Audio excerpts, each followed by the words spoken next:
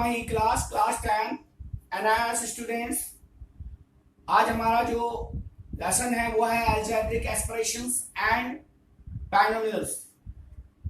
बच्चों दोस्तों मुझे आपसे केवल एक ही बात कहनी है। आज 28/6/2020 है, 28 तारीख है और एचआरडी मिनिस्ट्री के द्वारा जो घोषित परीक्षाएं थी प्रैक्टिकल की 2 जुलाई से लेकर 10 जुलाई तक की जो परीक्षाएं थी उन्हें पोस्टपोन किया गया है, कैंसिल नहीं किया गया है। जबकि सीबीएसई के बच्चों की जो परीक्षाएं हैं उन्हें कैंसिल कर दिया गया और उन्हें आगे क्लास के लिए प्रमोटेड कर दिया गया, जिसके रिजल्ट 15 जुलाई तक आने की संभावना है। मैं आपकी तरफ से केवल एक ही बात कहूंगा, एचआरडी मिनिस्टर से ये रिक्वेस्ट करूंगा कि आप लोगों को भी प्रमोट कर दिया जाए, क्योंकि इसके आगे जुलाई के आगे रिजल्ट आने से जो एनआईएस के बच्चे हैं या ओपन इंस्टीट्यूट के जितने भी हैं बच्चे, इग्नो के हों चाहे किसी भी इंस्टीट्यूट के हों, उन बच्चों के लिए एडमिशन लेने में बहुत परेशानी हो जाएगी, उनका भविष्य अधर में लटक जाएगा। दूसरा, आप अपनी बातों को ट्विटर हैंडल के द्वारा ज्यादा से ज्यादा एचआरडी मिनिस्ट्री तक पहुंचाने की कोशिश करें। अगर आप ऐसा नहीं करते हैं तो बहुत सारे बच्चों को सड़कों पर उतरना पड़ेगा, जिससे ये जो महामारी का समय है उस समय सरकार को भी परेशानी हो सकती है, क्योंकि ऐसे बच्चों की संख्या भी कोई कम नहीं है। इस मीडियम से एनआईएस हो, डीयू हो या इग्नो हो, इस मीडियम से भी बहुत सारे बच्चे जो हैं वह एग्जाम दे रहे हैं और अपने भविष्य को संभालने की कोशिश कर रहे हैं। इन बच्चों के ऊपर डबल जिम्मेदारी, डबल क्या बहुत ज्यादा जिम्मेदारियां होती हैं। ये अपने घर का भरण पोषण भी करते हैं और उसके साथ साथ अपनी पढ़ाई को भी चालू रखते हैं। इस समय इन बच्चों को डिप्रेशन बहुत ज्यादा होता है, तो सरकार को इस बारे में सोचना चाहिए और जल्द से जल्द इसका फैसला करना चाहिए। उच्च अधिकारियों से और सरकार के मिनिस्टरों से हमारी एक ही अपील रहनी चाहिए, हम सब स्टूडेंट्स की, और हम सब एनआईएस से जो भी लोग जुड़े हुए हैं उनको एक ही उम्मीद होनी चाहिए कि वे हमारे भविष्य के बारे में, हमारे स्टूडेंट्स के भविष्य के बारे में, हमारे बच्चों के बारे में ज्यादा से ज्यादा सोचें। और ये वीडियो मैं उन्हीं के नाम से डेडिकेट कर रहा हूं और उन बच्चों से मैं अपील करूंगा कि अपने शिक्षा का भरपूर फायदा उठाते हुए एक एजुकेटेड तरीके से, एक सही तरीके से, सही रास्ते में चलकर हम अपनी बात सरकार तक पहुंचाएं और अपनी बात उनसे मनवाएं। यही हमारा उद्देश्य होना चाहिए, जिससे एचआरडी मिनिस्ट्री हमारे बारे में सोचे, हमारे बच्चों के भविष्य के बारे में सोचे। वो भी चाहेंगे कि हमारे बच्चे डिप्रेशन में ना जाएं। और मुझे आप लोगों से ये रिक्वेस्ट है कि आप लोग अपनी परीक्षा की तैयारी तो करते ही रहें, उनको दिखा दें कि हम आपसे कोई फ्री में कुछ नहीं मांग रहे, हम मेहनत कर ही रहे थे, लेकिन इस परेशानी के चलते, इस एपिडेमिक के चलते हम भी गवर्नमेंट की मदद करना चाहते हैं। हम भी नहीं चाहते कि ज्यादा से ज्यादा लोग बीमार पड़े और हम स्वस्थ रहकर सरकार की मदद करना चाहते हैं और उनको सही रास्ता बताने की कोशिश, और उनसे उम्मीद रखते हैं कि वे हमारे लिए मदद आगे जरूर बढ़ाएंगे, मदद का हाथ आगे बढ़ाएंगे, जिससे कि हमारा देश शांति से आगे बढ़ सके।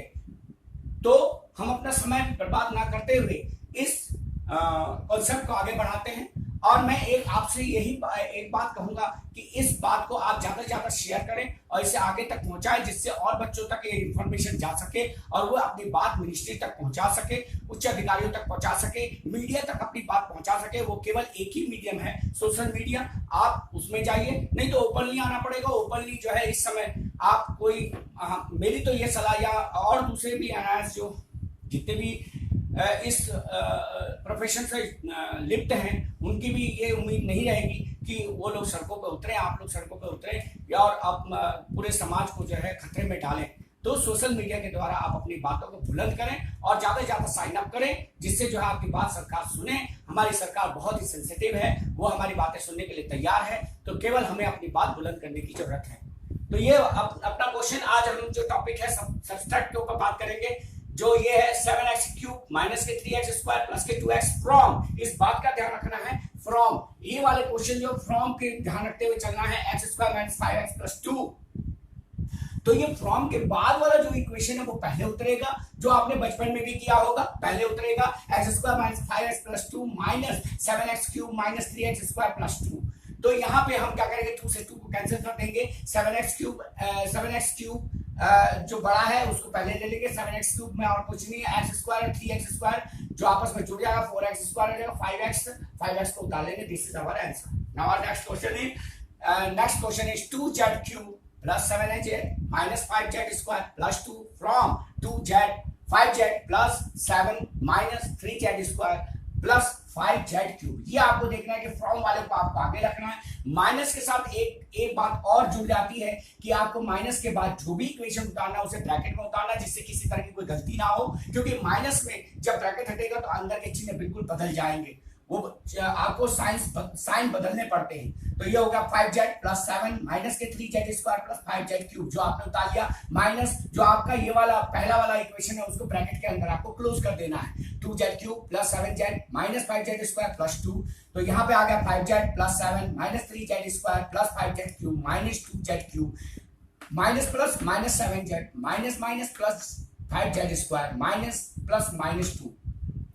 Take the like term together, एक जैसे टर्म्स को एक तरफ ले लीजिए आप। तो आपने देखा एक जैसे टर्म हमने एक तरफ ले लिए, मैं अंडरलाइन कर दे रहा हूं, जो टर्म हमने एक साइड लिए हैं वो ले लिए। तो ये 5z क्यूब से हमारा 2z क्यूब गया, तो कितना रह गया 3z क्यूब, क्योंकि 5z क्यूब बड़ा है और ये माइनस होगा क्योंकि यह माइनस का निशान है। उसी तरह 5z square minus 3z square is equal to 2z square बचेगा। 7z से 5z गया तो 2z बचेगा और आपका 7 2 गया 5 बचेगा। This is our answer. The next question is 12x cube minus 3x square plus 11x plus 13 from 5x cube plus 7x square plus के 2x माइनस 4। इसमें फिर वही आपको करना है कि जो फॉर्म के बाद वाला है उसे आगे ले लीजिए, 5x cube plus 7x square plus के 2x माइनस 4 माइनस ब्रैकेट में 12x cube minus 3x square plus के 11x प्लस 13, ब्रैकेट खुलेगा तो अंदर के साइन बदल जाएंगे। Take the like term together, like term को एक तरफ ले लीजिए, जैसा आपने ये देखा है हमने लाइक टर्म को एक साइड ले लिया। उसके बाद उसको सॉल्व करेंगे, 12 से 5 गया माइनस 7x क्यूब और 7 and 3 10x स्क्वायर माइनस के 9x और 13 प्लस 4 70।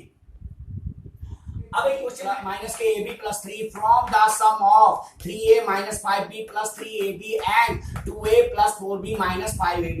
देखिए आप हमने पहले भी कहा है कि आप क्वेश्चन को अच्छी तरह से पढ़िए। सम ऑफ पहले आपको ये सॉल्व करना पड़ेगा, तो मैंने बहुत इजी तरीके से केस 1 में ले लिया है। केस